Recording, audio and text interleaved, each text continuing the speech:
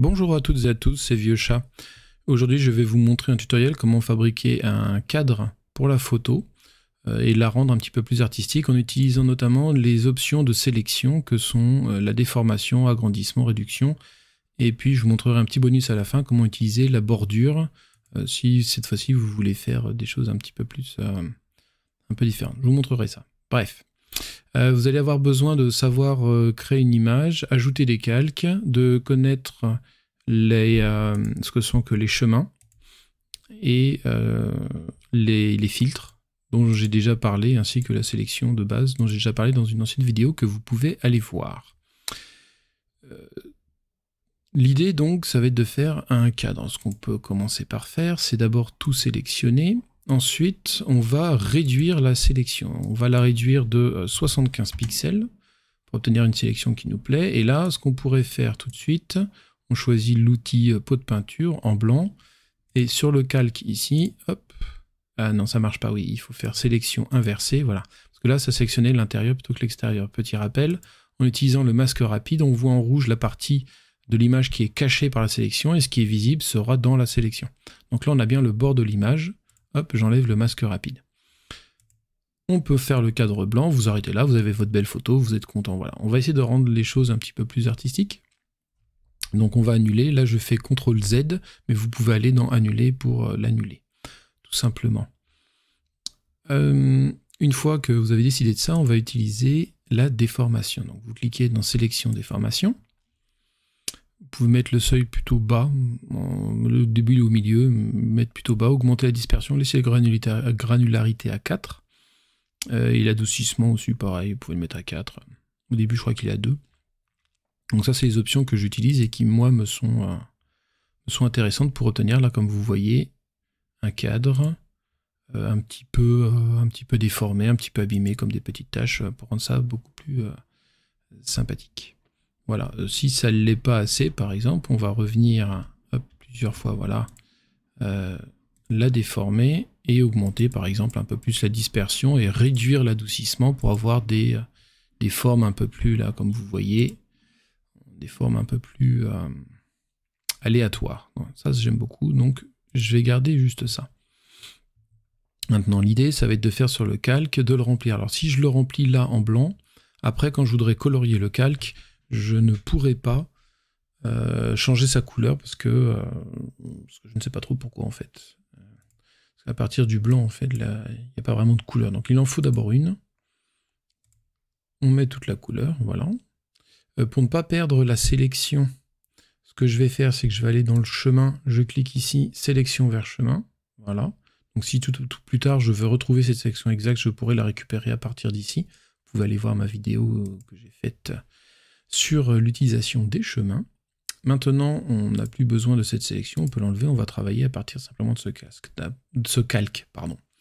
Première chose, on va le colorier. Donc dans le menu couleur, vous avez le plugin colorier. Et là, vous voyez ici, vous pouvez choisir votre... on va choisir un bleu marine, j'aime bien le bleu marine. Et puis, donc vous pouvez aussi jouer sur la teinte ici, plutôt que de la décider directement. Les options sont possibles. Augmenter ou réduire un peu la saturation. Pas de saturation, c'est en noir, comme s'il n'y avait pas de couleur. Saturation max, la couleur est très très forte. Quant à la luminosité, vous pouvez l'augmenter ou la réduire en fonction de la couleur que vous voulez obtenir.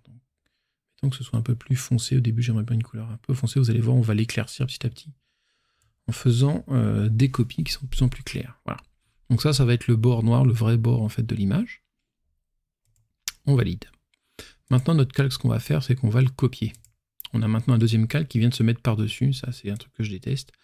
Parce que je le veux en dessous. Je veux qu'il apparaisse en fait en dessous. Et ce qu'on va faire, c'est que là, vous voyez, si j'enlève, on les voit plus. On voit que les deux calques sont les mêmes. Celui qui est en dessous, on va utiliser un filtre, le flou gaussien, qui est un filtre très classique, pour augmenter l'espace de 20 pixels à peu près. Donc vous voyez qu'il y a une sorte déjà de halo lumineux qui est en train de se faire en dessous. Vous voyez, on le voit si je le mets, si je l'enlève. Et ce qu'on va faire, c'est qu'on va lui appliquer un filtre... on va jouer sur les couleurs, cette fois-ci sur la luminosité et le contraste. On va augmenter la luminosité jusqu'à 80. Peut-être pas autant. On va l'augmenter... mettons 30. Maintenant, on va prendre celle-là. On va la copier elle aussi. Elle est encore au-dessus, mais on va la mettre en dessous. On va appliquer encore une fois le filtre du flou gaussien. On avait dit sur 20 pixels, on va augmenter. On va peut-être la mettre sur 25-30 pixels. Ça devrait être pas mal. Et on va encore une fois jouer sur la luminosité. Donc on était à 30, on va maintenant se mettre à 50. Ce sera pas mal du tout. On copie une fois de plus le bord.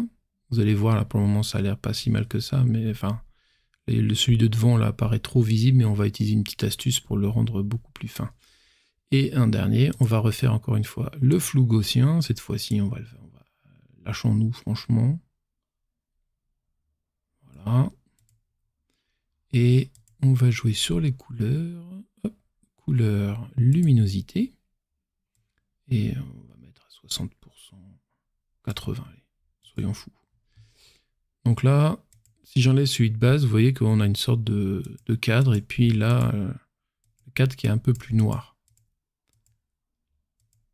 Bon, et ben il suffit d'aller sur le premier calque et de choisir ici, non pas de le mettre en mode normal, mais en mode superposé. Mais c'est pas superposé, alors c'est écran. Voilà, c'est écran, pardon. Et là, vous voyez, on a l'impression d'avoir comme une sorte de biseau et de dégradé très léger qui va du foncé vers le plus clair. Vous avez simplement là, ici, différents éléments. Si vous trouvez que c'est trop... ça dérange, vous pouvez réduire l'opacité pour jouer justement sur les différents morceaux pour le rendre plus ou moins sombre, clair. Voilà. Et maintenant, ce qu'on aimerait bien, c'est qu'avoir le bord ici, le voir apparaître. On va reprendre le chemin, notre fameuse sélection. Là, on avait mis sélection vers chemin, là, on va faire l'inverse, qui est de chemin vers sélection. Voilà. Et maintenant, on va utiliser dans la sélection le principe de la bordure. Non, la sélection, d'abord, on va l'inverser. Voilà, parce que sinon, il va nous faire une bordure tout au bord du cadre. Je veux pas. Je veux juste la bordure ici. Et ce qu'on fait maintenant, c'est qu'on prend sélection, tac, voilà, bordure, on choisit l'épaisseur de notre bordure. On va dire que on va le mettre de 4 pixels, ça va être pas mal. On a maintenant une bordure de 4 pixels. On prend ça, on se met sur le noir. Si on ne voit pas bien, on peut augmenter, hop, et on remplit entièrement. Non, c'est raté, j'ai fait n'importe quoi, excusez-moi. On va revenir, voilà, le zoom complet, et on va rajouter un nouveau calque. Voilà, transparent, et ce nouveau calque contiendra la bordure finale. Voilà. Sélection, aucune. Alors, pour changer le pourcentage ici, voilà. Ou non, c'est dans affichage. Tout affiché. Non. Zoom. Ajuster l'image dans la fenêtre. Voilà. Et donc là, vous voyez, nous avons notre petite carte avec son bord. Bon, je l'ai mis en noir, vous pouviez choisir une autre couleur. Il y a comme une sorte de halo qui passe par derrière et vous avez votre lumière extérieure que maintenant, avec laquelle vous pouvez jouer. Là, vous l'avez mis en écran, mais vous pouvez la remettre. Non, pas sur effacer, mauvaise idée. Sur dissoudre pour la rendre plus foncée. Juste pour éclaircir. Multiplier, bon, c'est peut-être un peu trop fort. Vous pouvez mettre lumière vive. Ah non, non, ça le fait pas, c'est bizarre. Bon. Bah, vous pouvez faire des différents essais jusqu'à trouver ce qui vous intéresse. Fusion de grains, non, c'est pas intéressant parce que c'est toujours la même couleur. Superposé, oui. Et écran, qui est peut-être un peu trop fort. Éclaircir, voilà, qui est un petit peu plus sombre, c'est pas mal là. Après, si c'est trop sombre ou pas pour vous, vous pouvez toujours aller dans couleur, luminosité contraste, réduire la luminosité. Augmenter ou réduire le contraste. Là, c'est pas mal, là. Voilà. Et comme ça, jouer sur les différents niveaux. Vous avez terminé avec votre image. Voilà. J'espère que ce petit tutoriel vous aura plu, et puis on se verra une prochaine fois. Vieux chat, out!